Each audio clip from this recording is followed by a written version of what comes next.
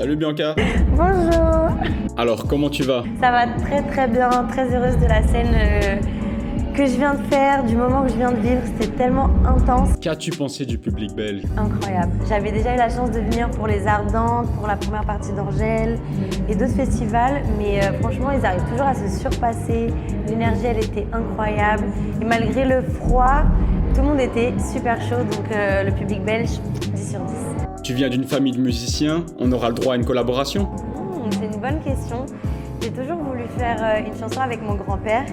Après, ce qu'il faut savoir, c'est que mon grand-père est hyper religieux. Du coup, c'est vrai que lui, il a toujours fait des louanges. Et donc, il faut qu'on trouve un compromis musical à faire. Mais le jour où j'inviterai mon grand-père sur une chanson, ça sera le plus beau titre au monde, c'est sûr.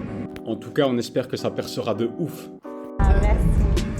Actuellement, tu fais de la bossa trap, mais on va te voir sur d'autres styles.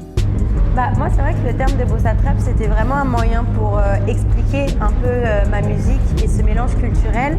Mais ça va tellement au-delà de juste la bossa et la trap.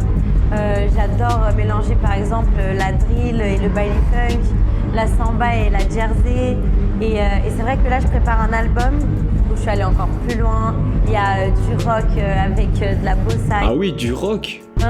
Franchement, vous allez être surpris. Il y a beaucoup d'inspirations différentes. Toujours dans l'esprit de mixer un maximum et représenter un peu ma double culture. Tu donnerais quoi comme conseil à un jeune qui veut se lancer? Très bonne question. Ok, on va dire top 3.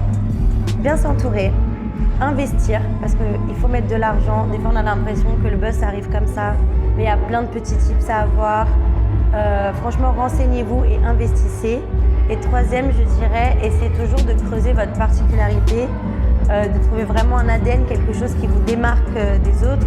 Par exemple, c'est vrai que moi, du coup, le fait de faire un concept où je prenais des chansons rap du moment en brésilien, j'apportais une touche au-delà des covers un peu plus classiques. Ça te permettait de te différencier aussi?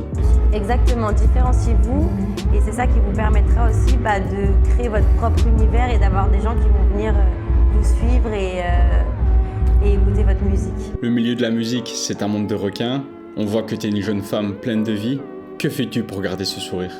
Je m'entoure bien du coup parce que je me suis éloignée des requins. J'ai eu la chance d'avoir une équipe de petits dauphins. Non mais j'ai une équipe de gens qui me soutiennent, qui me respectent en tant que une jeune femme avant tout. Et j'ai pu vraiment créer un lien où je peux imposer mes limites, où on va vraiment à mon rythme. Très important de ne pas se laisser bouffer par cette industrie. Et du coup, je pense que mon entourage, ils me permettent de toujours garder le sourire et pas lâcher et voir toujours le bon côté des choses. Surtout quand on est jeune, on peut se faire facilement avoir. Ça, c'est important d'avoir confiance en soi, en son travail. Et je pense que quand tu es sûr de ce que tu proposes, tu vas pas tomber sur des mensonges ou des choses qui te correspondent pas parce que tu sais où tu vas. Donc c'est très très important aussi. Et pour finir, c'était obligé celle-là. Quel est ton artiste belge préféré? Je peux pas ne pas dire Angèle, une artiste déjà que j'adorais avant.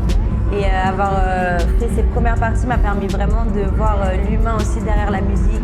Et c'est une femme incroyable à qui je souhaite plein de belles choses. Donc je dirais Angèle. On va s'arrêter là. Merci beaucoup en tout cas, Bianca. Merci.